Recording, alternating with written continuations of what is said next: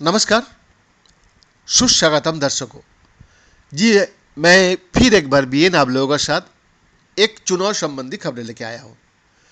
लोकसभा चुनाव के पहले चरण में बिहार को छोड़कर बाकी राज्यों की सीटों पर नामांकन प्रक्रिया पूरी हो चुकी है। इसके साथ ही अब दूसरे चरण की 89 लोकसभा पर गुरुवार को अधिसूचना जारी होने के साथ नामांकन दाखिल किया जा सकेंगे।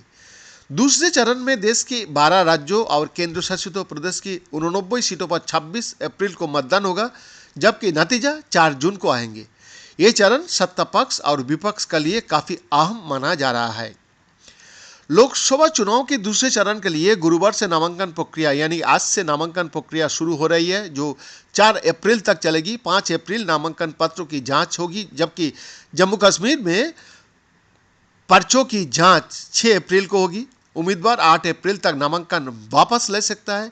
30 और 31 मार्च को शनिवार और रविवार को सरकारी अवकाश है। ऐसे में उम्मीदवारों को नामांकन करने के लिए सिर्फ 6 दिन मिलेंगी। नामांकन के लिए सुबह 11 बजे से दोपहर 3 बजे तक रिटर्निंग ऑफिसर ने समय तय करके रखा है। दूसरे चरण में जिन 13 राज्यों और केंद्र शासित प्रदेश में चुनाव होना है, उसमें यूपी से लेकर महाराष्ट्र, कर्नाटक और केरल जैसे महत्वपूर्ण राज्यों शामिल है। इस दूसरे फेज में असम की 5, बिहार की 5, छत्तीसगढ़ की 3, कर्नाटक की 14, केरल के 20, मध्य प्रदेश की 7, महाराष्ट्र के 8, मणिपुर की 1, राजस्थान की 13, त्रिपुरा की 1, उत्तर प्रदेश की 8, पश्चिम बंगाल की 3 और जम्मू कश्मीर की 1 लोकसभा सीट शामिल है।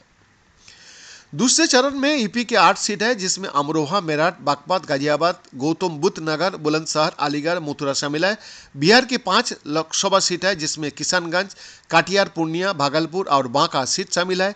असम की 5 सीटों पर दूसरे चरण में चुनाव है, जिसमें दरंग, उदलपुरी, टीफू, करीमगंज, सिलचर और नौगांव की सीट शामिल है।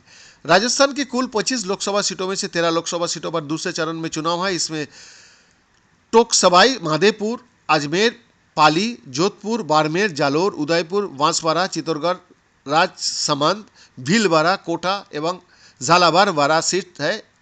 एमपी की 7 लोकसभा सीट पर दूसरे चरण में चुनाव है, जिसमें टिकमगढ़, दामोह, खजुराहो, सतना, रीवा, होशंगाबाद और बैतूल सीट है।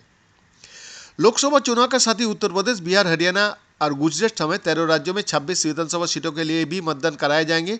संबंधित राज्यों में लोकसभा चुनाव की तिथियों के दिन ही उपचुनाव के लिए वोट डाले जाएंगे। इनमें हिमाचल में सबसे अधिक 6, गुजरात में 5 और उत्तर प्रदेश में 4 सीट है। इसके लिए नामांकन प्रक्रिया गुरुवार से शुरू हो रही है। बीएन का एक्सक्लूसिव रिपोर्ट।